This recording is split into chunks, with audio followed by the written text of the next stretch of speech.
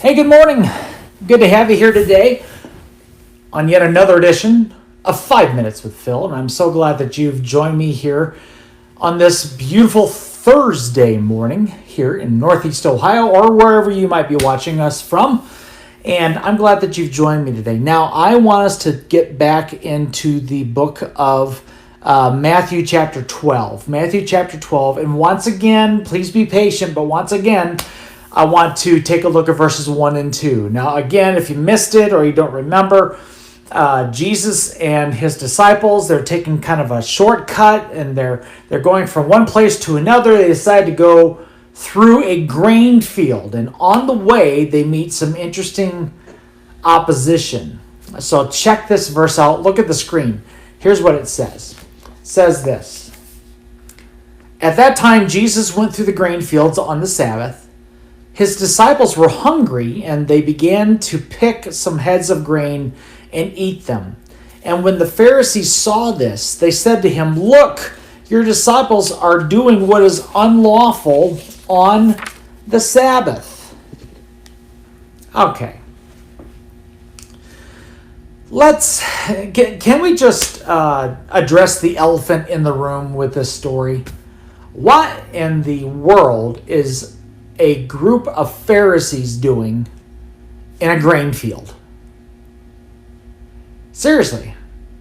It's okay. All Jesus and the disciples are doing is taking a shortcut, getting to where they need to be.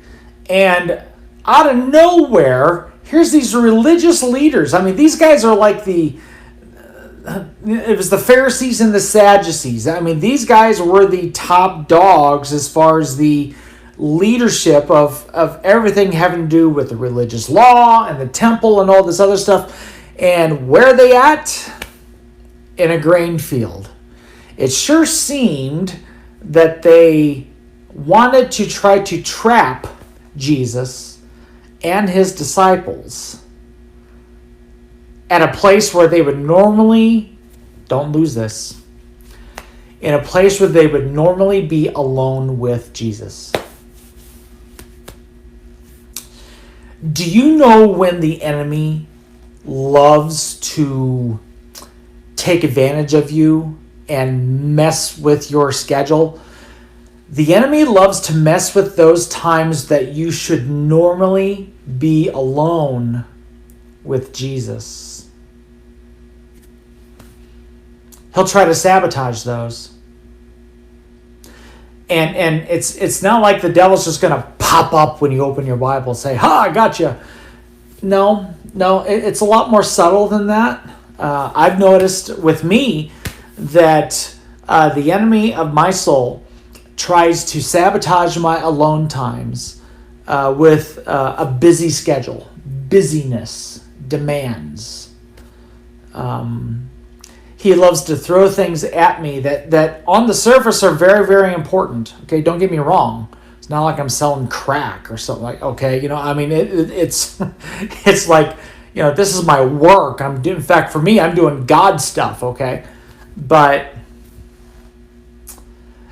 the enemy will try to make me so busy that I'm busy without prayer. Does that make sense? And if he could take away or sabotage the time that I should normally be alone with the Lord, then the enemy has won a victory in my life.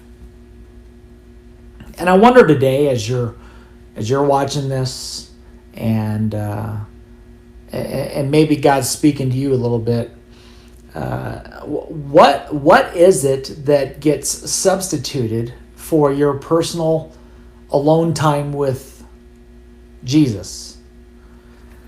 And it very well could be something very good. What I'm saying is that maybe we need to be more deliberate. Maybe I need to be more deliberate in my alone time with God. That I make sure that I make it happen. Whether that means I get up 5 minutes earlier, 10 minutes earlier. Maybe instead of goofing off online, I spend time with God. Maybe instead of turning on the radio in my car, I use that time to pray and talk to God. I don't know what that looks like for you.